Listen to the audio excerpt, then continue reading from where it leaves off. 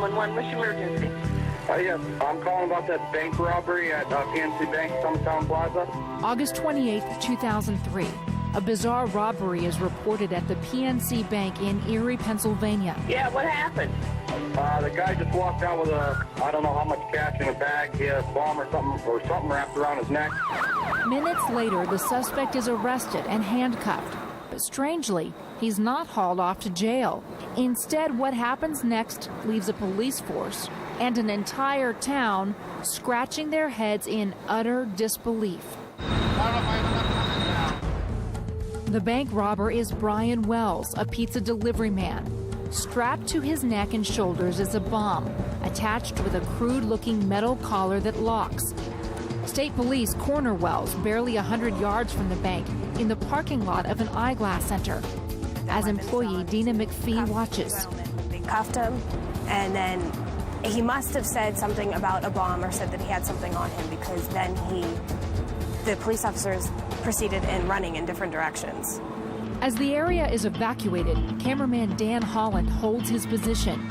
He has his lens trained on the scene where Wells is trying to convince the police he was forced to rob the bank by someone else, the same person who put the bomb around his neck.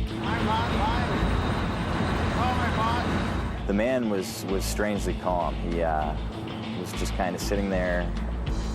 I mean, I know if I would have had a bomb on my neck, I would have probably been in a panic mode. As witnesses and media look on, Wells talks out loud about the bomb to anyone who will listen.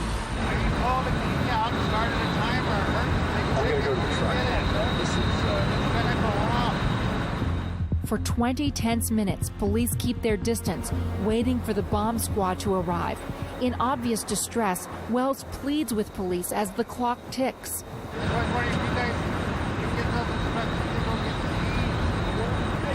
He seemed to be having a conversation with the police, just very eerie stuff. Media crews are warned to move back. The state police are urging us to move from our location because if this bomb goes off and there's shrapnel, we could get hit, but I think we're safe. A few seconds later, time runs out. The bomb explodes, the footage too gruesome to show. Police react instinctively, running closer with guns drawn. But Brian Wells is dead. It was pretty much a shock. I remember standing there for a few seconds in disbelief, not thinking anything like this could have ever happened. WICU 12 interrupts this program. Local news stations go live. We want to interrupt regular programming to bring you the latest on a breaking story. Wells' death leaves more questions than answers.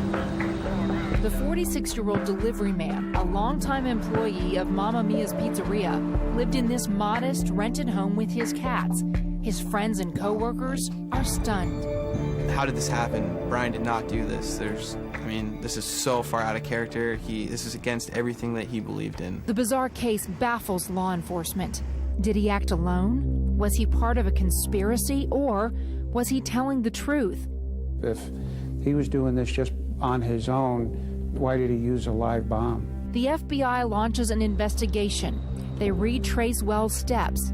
He left Mamma Mia's to deliver 2 pizzas to an address that only adds to the mystery.